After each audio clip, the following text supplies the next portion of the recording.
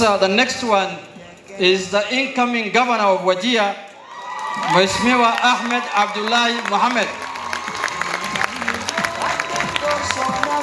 waxaan u nimaadnay halkan in aan qaadano certificateski aan ku tartami lahayn haddaan nahay ODM countiga Wajir waxaan halkan ku joognaa MCAs MPs iyo dadka ku tartamayaan kuraasta countiga aniga waad yaqaantaan u malaynaa dadka badidood way garanayaan Ahmed Abdullahi Mohammed kuna magac dheer Ahmed Jiir oo soo ahaa governor 2013 ilaa 2017 hadda waa dogsoontiin sheekada dheeraad inaan ku noqdo ma rabo 2017 Wajir wixii ka dhacay anigii walaalkay Ahmed Caato Ahmed Mohammed Abdi oo hadda aan isku qoranay ticketka in uu ii noqdo governor ku xigeen waxaan ahaynay dadku qanci waayay doorashadii 2017 18 bilood aan maaragtay aan case ku lahayn maxkamadaha oo ku guuleysanay high court iyo court of appeal nagana guuleystina supreme court wixii dhacay dogsoontii marka supreme court ka dambeeyay la aadilay malaha waan daayne haddana waan isqabsanay meeshii noogu dhamaatay supreme court kan ka bilaabay insha Allah ta'ala waxaan aaminsanahay in teamkan uu yahay teamkii rajada reer Wajir soo celin lahaa waayo reer Wajir rajada ay maaragtay ay beeleen oo wadankaasi wuxuu ahaa meeshii uu joogay shalay email ka fiican geyn lahaa Next ni Ahmed Boray Arale Eldas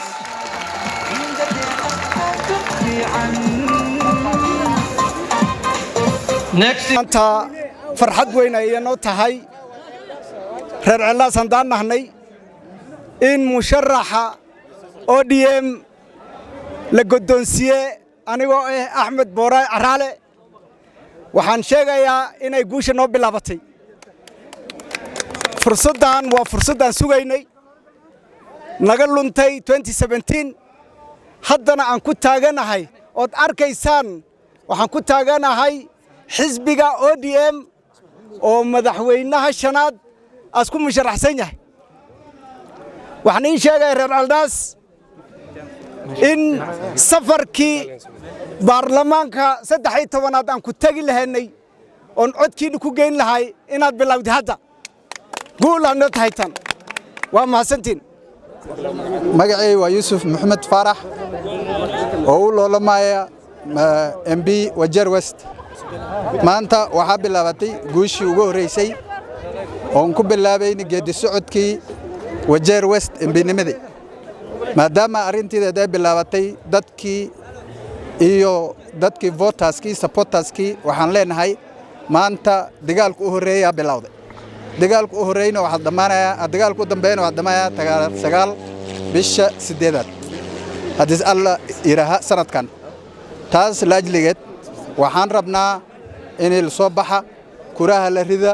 taariikh 9 hadaas ilayra waa ka waxaan ku daalnay baarlamaan iyo gubernatorial loo raadsado mashruuc mar horena waan sheegay warnimiyahow siyaasiga aan iska bilaab maanta kadib shicibka ama u daaya xoolahooda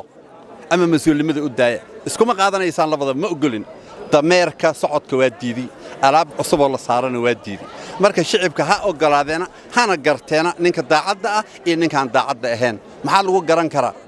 inkastoo calooshii la daday iyo damaca laabteenna dusha laga gartaa handala ruuxii daacadda waa la wada garanaya dadka daacadda ha la doorto assalaamu calaykum wa rahmatullahi magacayga waa Ismaaciil Sheekh Saxaq maanta oo taariikh 19 ah waxaan ka qayb galnay xafladda lagu bixinayo nomination certificate ka xisbiga ODM Orange Democratic Movement xisbigaas oo ah xisbiga madaxweynaha u loolamaya His Excellency Raila Amolo Odinga oo loo filinaya inuu madaxweyne ka noqdo wadanka markii doorashada ay dhacdo taariikh 9 bisha 8 2022 sanadkan xisbigan sidaas ogsoontihiin waa xisbiga waddanka ugu weyn waa xisbiga ugu ballaaran waa xisbigii 4 jeer u loolmay madaxweynaha waddanka xisbigan wuxuu ka mid yahay xisbiyaalka midoobay oo azimiyo la yiraahdo laakiin xisbiga maalintii wajeer lagu azimay oo lagu loojgaray azimiyo wuxuu noo sheegay madaxweynaha Raila Omolo Odinga inuu wax badan ka qaban doono cabashada countiga cabashadaas ay ka mid tahay xaqqa nalka ama power oo waqti badanba rewajeer khaasatan rewajeer east ay dhibaato ku qabaan xagga biyaha sidaad ogsoontihiinba countiga wajeer ama townka wajeer qayb badan loo dhaamiyaa biyo waxaana looga dhaamiyaa donkey cart iyo trucks